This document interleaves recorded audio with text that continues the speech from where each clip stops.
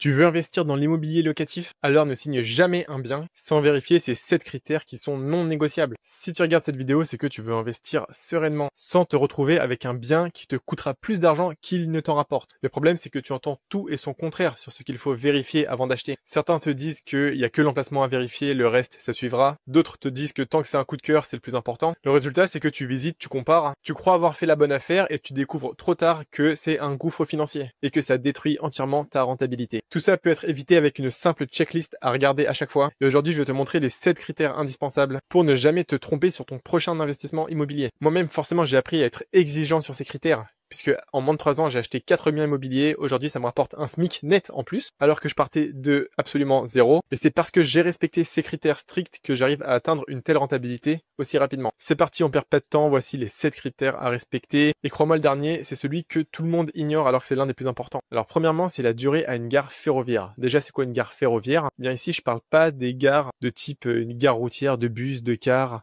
Je parle vraiment des moyens de transport, métro, RER, tramway, gare SNCF classique, parce que c'est ça que les gens cherchent. Les gens veulent pas se déplacer en bus, les bus c'est incertain. Moi ce que je conseille c'est moins de 15 minutes à pied max de la gare ferroviaire. En fait quand tu te promènes sur Le Bon Coin ou Se Loger, comme d'habitude, tu demandes l'adresse au vendeur avant même d'aller visiter. Tout ça, ça se fait à chaque fois avant d'aller visiter. Ça t'évite de perdre du temps à chaque fois. Tu demandes l'adresse quand tu tombes sur un bien. Pour ça, comment on fait? Eh bien, tu vas sur Google Maps, tu rentres l'adresse qu'a donné le vendeur, tu mets la station de métro la plus proche, et puis tu passes en mode piéton, puis tu revois qu'il y a marqué 6 minutes à pied, donc tu sais que tu es inférieur à 15 minutes, ici dans l'exemple j'ai pris au métro, et donc le premier critère comme ça est vérifié. Ensuite, tu peux passer au second et ainsi de suite. Le deuxième critère, c'est pas de sanibroyeur. Les sanibroyeurs, c'est des toilettes qui ont un moteur ici intégré, qui s'occupe de broyer le contenu avant de l'envoyer dans les tuyaux. Ça, très souvent, on installe ça quand les tuyaux sont trop petits et qu'ils n'ont pas la capacité d'absorber un flux normal de toilettes. Et donc, on met un moteur avant pour broyer tout ça. Le problème, c'est qu'il y en a deux et ils sont immenses. Premièrement, c'est que ça tombe souvent en panne, ça fait du bruit, c'est chiant. C'est un moteur sur lequel on doit faire de la maintenance. Ça, c'est évident. Deuxième point, c'est le plus grave de tous, c'est qu'en réalité, très souvent, ça a été installé de manière illégale. Parce que pour installer des sanibroyeurs, très souvent, il faut l'accord de la copro et l'accord de la mairie. Les deux. Dans une immense majorité des cas, même moi qui fais des visites, je tombe sur des sanibroyeurs et en fait, c'est juste le propriétaire qui a vu que ces toilettes étaient tout le temps bouchées. Il a décidé d'installer un sanibroyeur, sauf que c'est totalement illégal. Donc en fait, c'est un nid à emmerde, les sanibroyeurs. Si vraiment c'est un coup de cœur absolu sur un bien que vous voulez acheter qui a des sanibroyeurs, demandez absolument la preuve écrite de la copro et de la mairie, comme quoi c'est ok d'avoir des sanibroyeurs. Sinon, croyez-moi, vous allez vite le regretter. C'est ce qui s'est passé, moi, dans une de mes sessions plan d'action que j'offre à mes abonnés. Il y en a un qui m'avait montré une fiche d'appartement et il voulait avoir mon avis final, sauf qu'il y avait des sanibroyeurs dans ce bien. Donc je lui ai expliqué, comme je viens de t'expliquer à toi, comme quoi c'était une mauvaise idée d'investir là-dedans. Puis ensemble, on a cherché une autre zone, un autre bien qui était beaucoup plus rentable dans sa région. Et à la fin de l'appel, il est reparti direct avec un bien intéressant et rentable. Donc vraiment, les sanibroyeurs, j'insiste, c'est à fuir de très loin. Ensuite, le critère un peu en dessous, si pour l'instant les deux critères du dessus sont validés, c'est pas de travaux à venir. Alors, qu'est-ce que je veux dire par là? Bien évidemment, je parle pas des travaux qui améliorent le DPE. Si c'est pour passer d'un DPE de G à D, par exemple, pour pouvoir t'autoriser à le mettre en location même dans plusieurs années, ça c'est super. C'est ce que j'ai fait moi, par exemple, sur un de mes biens. Là, je parle de pas de travaux à venir, à la fois dans la copro et à la fois dans le voisinage. Les travaux dans la copro, ça t'évite de devoir payer plus tard des ravalements, des fissures sur la façade, des visites d'experts, de géomètres, etc. Pour ça, c'est très simple. Tu as juste à lire les anciens PV d'AG, donc les procès-verbaux des assemblées générales des copros qui se tiennent chaque année. Et comme ça, globalement, tu sais quelle est la direction que va prendre la copro et si elle veut faire des travaux derrière. À la limite, si les travaux ont été, comme on dit, votés payés, c'est-à-dire que c'est la personne qui te vend son appartement qui a déjà elle-même payé sa part en tant que copropriétaire, à la limite, pourquoi pas, mais bon, le problème, c'est qu'il y a souvent des rallonges dans les travaux, et une fois que tu auras acheté ton bien et que ce sera toi le propriétaire, bah, ce sera pour ta pomme. Ensuite, ce qu'il faut voir, c'est les travaux dans la ville. Regardez, moi, il m'est arrivé une anecdote de fou. Il y avait un appartement que je visitais, et je vous mets la vidéo de la visite que j'ai gardée. Regarde par la fenêtre, la vue est dégagée. Si je fais un replay, on voit que la vue comme ça, elle est très dégagée. L'agent immobilier qui me dit, pas de souci, c'est juste un parking qui est en train de se construire ici, tu vas garder la belle vue dégagée. Donc moi je dis c'est super, je me note cet appartement de côté, je fais mes recherches, et puis avant de partir, je décide d'aller faire un tour dans le quartier. Et je tombe sur le permis de construire, et là je vois quoi? C'est une vraie photo littéralement d'un appartement que je visitais. Construction d'une médiathèque. Donc là je creuse un petit peu plus, je vais sur le site de la mairie, et je vois qu'en fait il y a littéralement ça qui se construit en face de l'appartement qu'ils m'ont montré. Moi, j'étais ici, là. La vue que je vous ai montrée, c'est cet appartement avec cette médiathèque en face. Autant vous dire que la vue, elle était terminée. Donc c'est pour ça que les travaux, ni dans la copro, et du moins pas trop dans la ville, aux alentours. Enfin, en tout cas, faites un tour pour vérifier. Donc ça, c'est le troisième point qui est super important. Le point suivant, c'est un point que je vois partout. C'est une grave erreur que font beaucoup de personnes quand ils font des recherches de biens immobiliers comme ça. C'est t'as un seul truc à vérifier, enfin t'en as deux en réalité, dont un, quand tu cliques ici sur l'annonce, c'est de vérifier les honoraires de l'agence immobilière. Tu vois, quand tu vois ça, honoraires à la charge du vendeur, c'est bon. Parce que ça veut dire que c'est le vendeur qui va payer de sa poche l'agence immobilière. Par contre, quand les honoraires, ils sont à la charge de l'acquéreur, mais c'est à fuir ces types de biens. Parce que ces frais-là, toi qui vas payer l'agence immobilière, c'est pas finançable par la banque. C'est toi, de ta poche, tu vas sortir 5-10 000 euros. En général, c'est dans les entre 5 et 10% du prix de vente du bien. En fait, ça te ruine tes calculs de rentabilité à tout jamais. Donc quand tu fais tes visites comme ça, là, sur le bon coin, sur Se Loger en direct, vérifie bien qu'il n'y ait pas de frais d'honoraires acquéreur. Soit il n'y a pas de frais tout court, c'est entre particuliers, soit si c'est vendeur, c'est bon, il n'y a pas de souci. Ça vraiment, c'est une grosse erreur que font beaucoup de débutants en immobilier d'acheter des biens avec des honoraires acquéreurs. Le deuxième truc à vérifier, j'ai dit qu'il y avait deux choses à vérifier quand on se promène là sur Le Bon Coin et Se Loger. La deuxième chose, c'est quoi? Je vais prendre la même annonce, c'est de regarder les charges de copropriété. Là, 224 euros par an, c'est idéal, hein, j'ai jamais vu aussi bas de ma vie.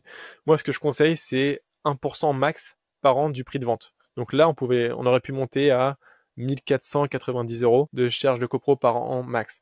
Au-delà, ça va te ruiner ta rentabilité. En plus, c'est une charge que tu payes chaque année à l'infini, qui ne peut que monter. Donc c'est pire qu'un emprunt immobilier à force à rembourser. Donc deux choses à vérifier. Ici, la charge de copro et ici, les honoraires de l'agence. Ça, c'est vraiment des critères de fou et une bombe de valeur que je te donne maintenant, qui va te faire économiser mais des dizaines d'années de connaissances en immobilier. Donc pas de grosses charges de copro. Ensuite, le critère suivant, c'est pas d'encadrement des loyers. Forcément. Alors attention, il y a deux types d'encadrement des loyers. Il y a la famille des loyers qui sont encadrés, mais c'est juste entre locataires, c'est un peu réglementé, on peut pas augmenter les loyers comme on veut. Et il y a les encadrements des loyers où c'est carrément un plafonnement des loyers.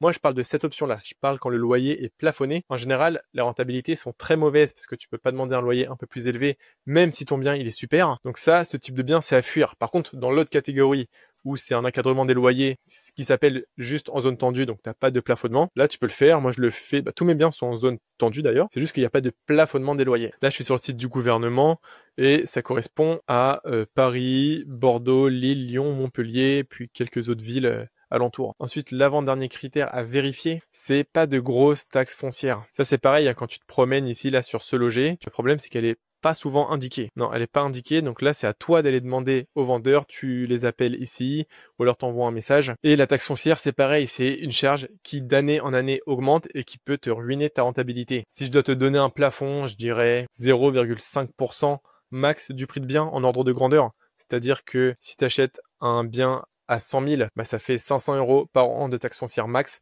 Donc ça veut dire que là, ça fait dans les 750 euros par an de taxe foncière max. C'est un ordre de grandeur, forcément, plus il est bas, mieux c'est. Mais quand vous voyez qu'on explose ce palier que je viens de vous indiquer, ça va être un mauvais investissement. Je pense par exemple à la région Yvelines. Dans les Yvelines, la taxe foncière, elle est ahurissante, en tout cas de mon expérience. Donc c'est plus difficile de trouver des biens qui seront rentables. Alors à présent on va passer à l'astuce numéro 1. Je l'ai mis en numéro 1 parce qu'en réalité tout le monde l'ignore. Personne ne vérifie ça, alors pour moi c'est super important. Juste avant qu'on la voie, je voulais te dire que si tu veux investir en immobilier parce que tu sais pas par où démarrer, tu sais pas comment chercher un bien, une zone rentable, etc. C'est totalement normal. Je peux proposer de t'aider en t'offrant une session plan d'action. En fait, en 20 minutes, on va faire le diagnostic de ta situation. On va chercher deux zones qui correspondent parfaitement à ce que tu veux faire et qui seront intéressantes et rentables. Et tu repars avec 3 étapes claires pour investir rapidement juste après cet appel. C'est comme tu veux, hein. Si t'es intéressé, en tout cas, le lien est en description. C'est offert. C'est assez exclusif, hein. Moi, je prends que 5 personnes par mois, pas une de plus, parce que au-delà, je vais plus avoir le temps de m'en occuper. Donc en tout cas, si t'es intéressé, réserve vite ton créneau, le lien est en description. Et donc le point numéro 1 que tout le monde ignore, c'est pas de procédure en cours. Ça veut dire quoi? Ça veut dire pas de procédure en cours sur les copropriétés. Vous voyez, là, je suis sur Le Bon Coin, j'ai tapé procédure pour voir ce qui apparaît. Vous voyez, sur une annonce classique, là, je suis sur Le Bon Coin, j'ai pris une annonce au pif, il y a marqué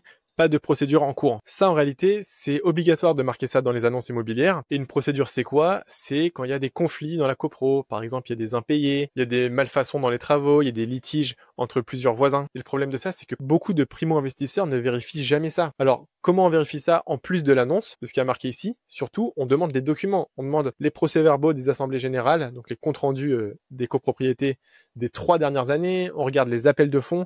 Ça se vérifie, on fait pas seulement confiance à l'annonce. Et ce détail-là, je l'ai mis en dernier parce que tout le monde l'oublie. Ça fait partie des choses principales à regarder avant d'acheter un bien immobilier. En tout cas, pour moi, c'est les 7 critères les plus importants à respecter avant d'acheter. Si toi, t'en vois d'autres, dis-les-moi en commentaire. J'espère que cette vidéo t'a plu, que t'as appris beaucoup de choses. Donc si c'est le cas, like la vidéo, abonne-toi. Dis-moi en commentaire des critères en plus que toi, t'aurais rajouté. Également, si tu veux investir en immobilier locatif, réserve ta session plan d'action faite par un multi-investisseur locatif gratuitement pour toi. Le lien est en description. Pour finir, c'est comme toujours, soit tu travailles toute la semaine pour payer ton loyer, soit tu deviens celui qui encaisse les loyers. C'était Adam Willy, à bientôt. Attends, c'est pas fini. Si vraiment tu veux progresser en immobilier, regarde une de ces 2 vidéos et abonne-toi.